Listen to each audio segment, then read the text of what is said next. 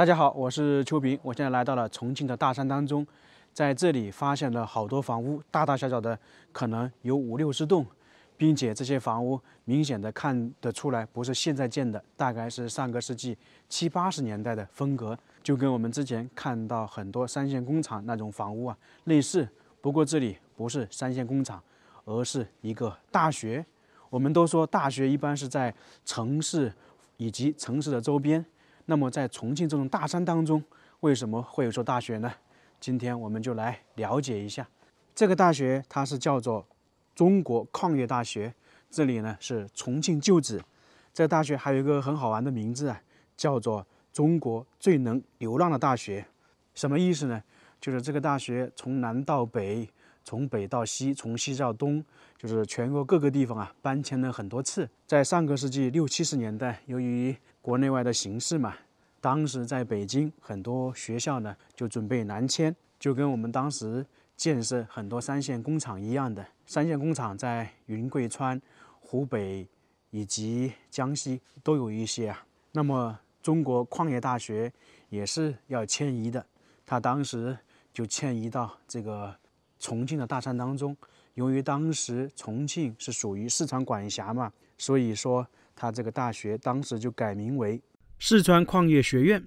那这次搬迁除了是因为形势之外，还有一点呢，就是当时三线工厂很多都在云贵川嘛，那这个矿业大学跟这个工厂建设又有点相关，所以呢也搬到这里，有这个因素。那说到这个中国矿业大学，我们就得来介绍一下中国矿业大学的历史。它最早是1909年在河南焦作创立的，当时是叫做焦作路矿学堂，是由英国的一个公司创建的。后面在1931年更名为私立焦作工学院。在抗日战争时期，先是西迁到陕西的城固，1949年呢又迁回到河南焦作，1950年变成了中国矿业学院。1951年这个迁到天津，标志着在焦作的办学历史宣告结束。那1970年5月，学校又迁到当时的四川省合川县，当然现在是属于重庆合川，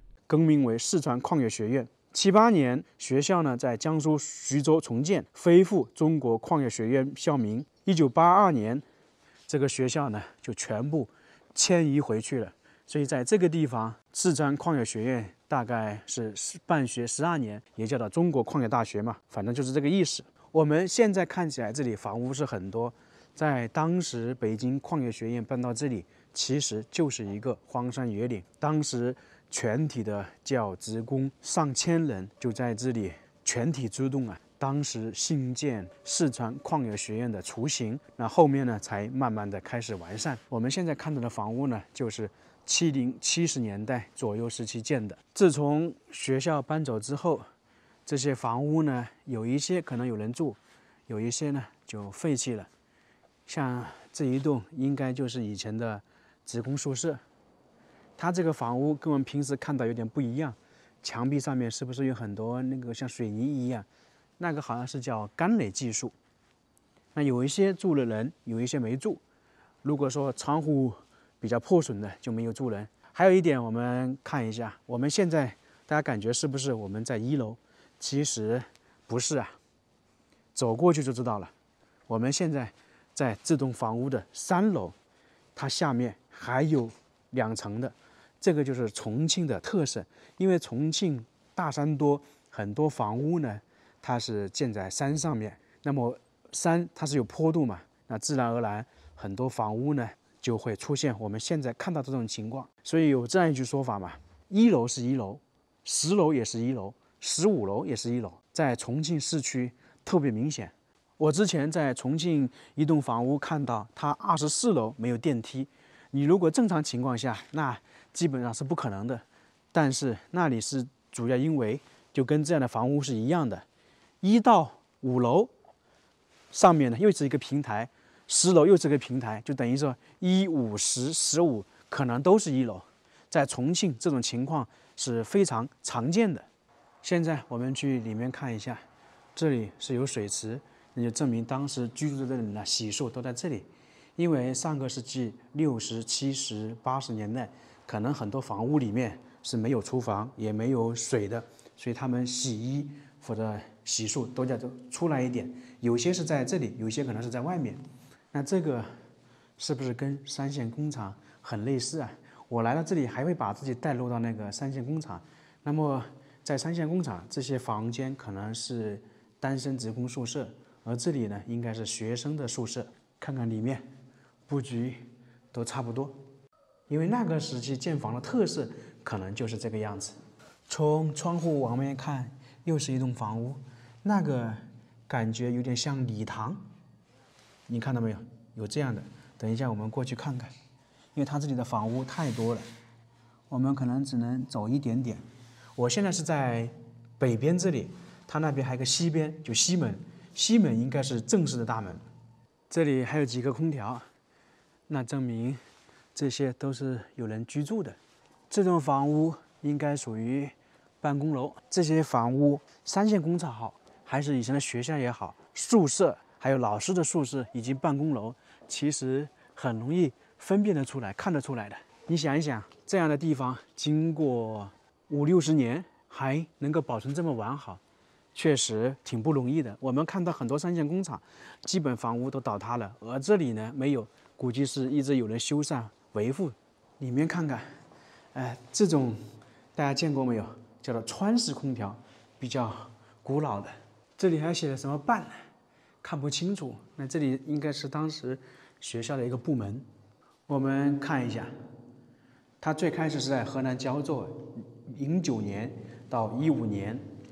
后面到开封，又到焦作，又到天水、陕西、河南郑州、江苏苏州、焦作、天津、北京、重庆、徐州，总共迁移了14次。四川矿业学院占地面积大概是300亩，共有大小建筑70栋。我一开始以为50、60栋呢。这个地方叫做办公楼，其实在当时也是有教学功能的，教学楼也是在这边。我们继续去其他的大楼看一看，这些房屋应该就是当时老师他们居住的家属楼，跟宿舍还是有点区别的。这里2栋房屋挺独特的，我一开始以为是那种礼堂或者电影院，其实它最早的时候属于食堂，因为它这里职工加上学生可能有几千人，那自然而然的话，食堂是必不可少的。现在尽管说写了一个娱乐中心，但是是这个学校搬出之后改建的。来到重庆，真的是会比较累的，天天要爬山。在这种离重庆市区有点远的地方都这样，重庆市区也是如此。所以经常有这样一句玩笑话说，重庆的女孩子不穿高跟鞋，并且呢，重庆很少有胖子。当然，这个是玩笑话，就是说的重庆这个道路啊，跟其他城市不一样。我感觉这个学校比很多三线工厂还大。这里又看到刚才一样的房屋，4层，但是2楼跟上面也是连通的。1楼进出可能从这里，那上面就走这个了，很有意思吧？碰到一位当地的大爷，他也是住在这边。他说他们的房屋是分配下来的，具体怎么分配听不清楚。当年他们的路可能就是这个样子的，往前走还能看到一些房屋。我们现在应该算是在最顶部，那个三汇镇就在下面。估计那个时候这里没多少人，可能是这个学校以及附近的三线工厂办好之后，这里才成了一个镇。那这边这些房屋不知道是不是实验室，看起来就跟三线工厂的厂房一样。我们其实完全可以把它跟三线工厂对照啊。我们刚刚是在上面，现在来了下部分，中国矿业大学旧址。这边呢是西门，是整个学校的大门。这一块应该是当时的生活区吧。中国矿业学院也是四川矿业学院，因为搬到四川，那肯定要改名嘛，就改名四川矿业学院。这个学校啊，经历了14次搬迁，好多次改名啊。按照资料记载，当时来这里建校的大概是1000人，后面经过办学、招生、家属、职工等等，加起来有上万人。只不过就是很可惜，只在这里办学12年，后面就全部搬走了。现在呢，只留下满山的房屋。